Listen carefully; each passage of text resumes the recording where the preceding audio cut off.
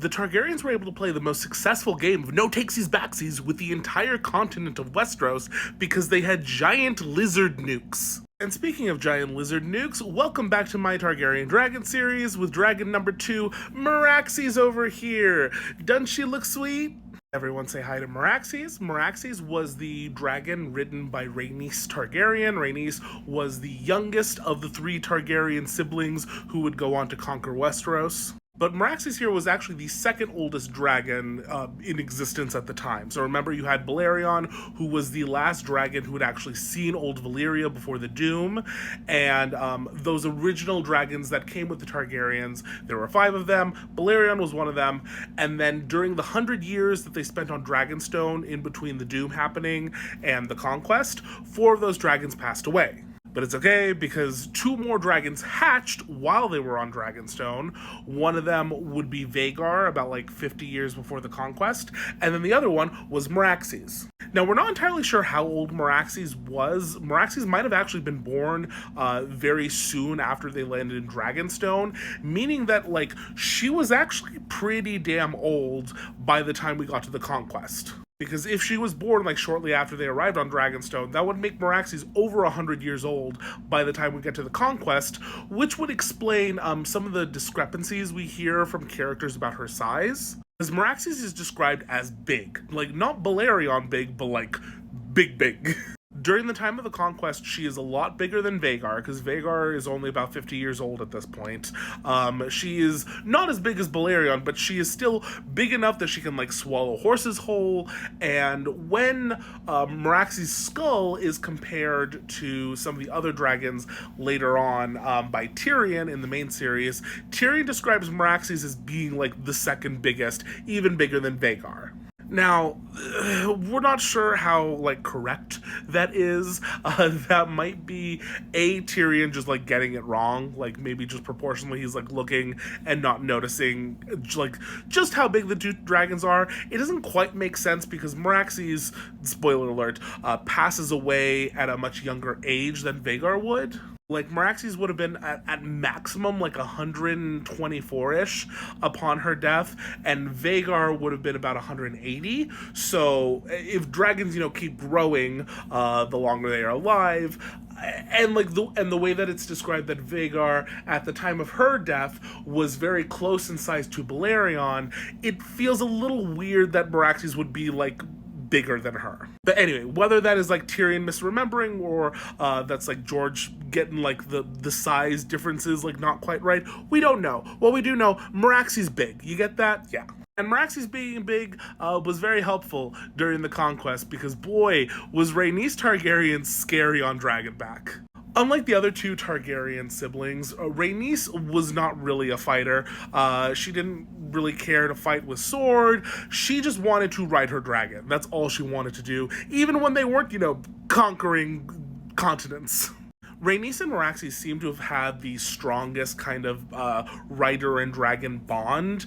It said Rhaenys rode Meraxes more than both Visenya and Aegon rode their respective dragons combined. So Rhaenys like spent all of her free time that she could out flying with Meraxes, which seems really sweet. Like, the 2 were a pair. So during the Conquest, there was never a time where Rhaenys was not like, well, let me just like sit in the saddle and like have our combined aura doing the talking for us. During the first big battle that they participated in, which was the battle for the Stormlands, where Orys Baratheon, who was Aegon the Conqueror's best friend, possible half bastard brother, whatever, it's fine. We don't know, but everyone like freaks out if you don't mention it. But anyway, when Orys Baratheon is like sent down with the majority of the army to take out the Storm King, Argilac the something, I don't remember. Argilac the Arrogant, that's what it was.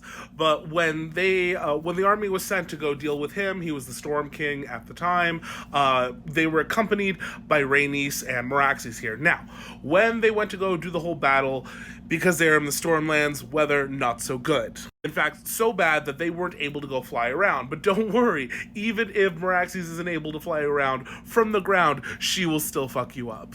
which she did. She burned many people. She nommed many people. Really, people didn't like the dragon even when it was on the ground. It really, like, it's almost like it didn't make a difference, actually, weirdly. Again, Lizard Nuke.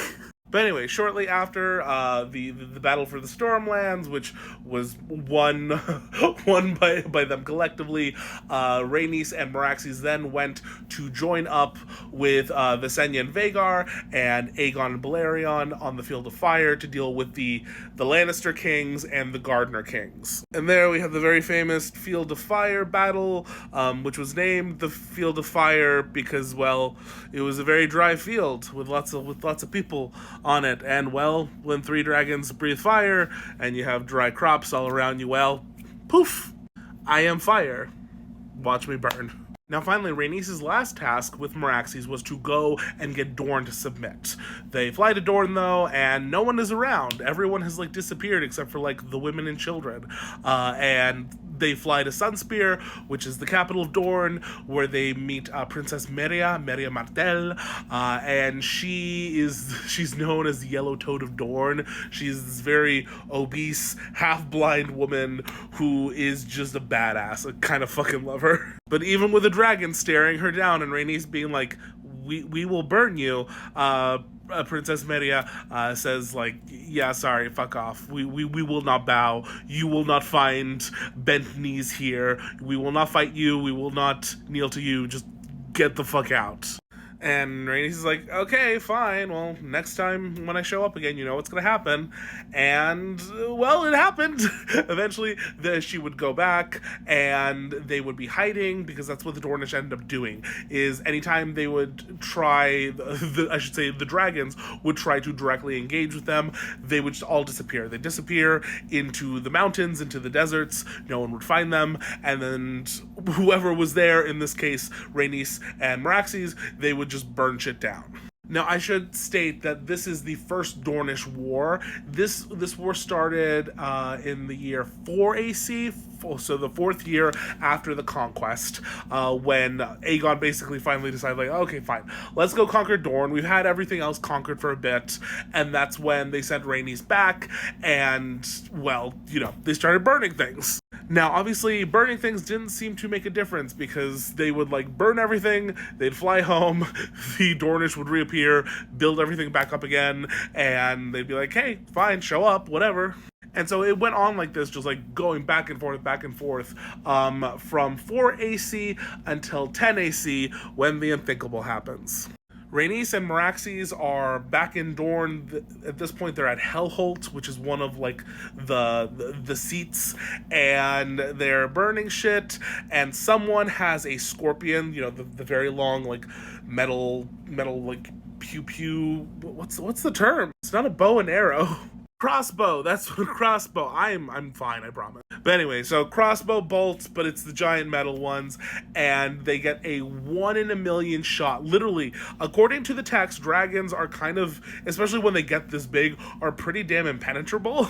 And the one place where they are vulnerable is their eye. And, well, the dragon bolt goes right in Meraxes' eye. She screams, and she falls to the ground with Rhaenys on her.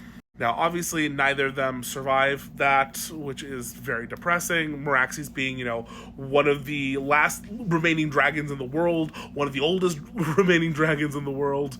But it is said that in her, like, death throes, as she's, like, dying or whatever, she's, like, just throwing her body everywhere, that she, like, destroys part of Hellholt. She, like, brings down, like, a couple of the older towers, and, like, let's just say, even as she is dying, she's leaving her mark. Eventually, Meraxes' skull would be returned to the Targaryens, where it would join, basically, like, the progression of skulls that they collected as their dragons passed away.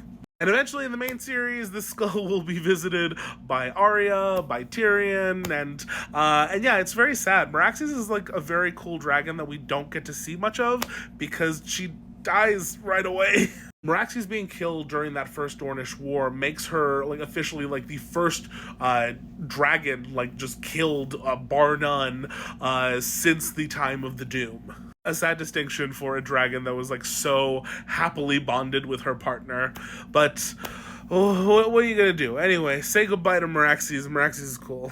Next up is Vhagar. Let me know in the comments if you're excited to talk about Granny War Crimes. Okay, goodbye, good night.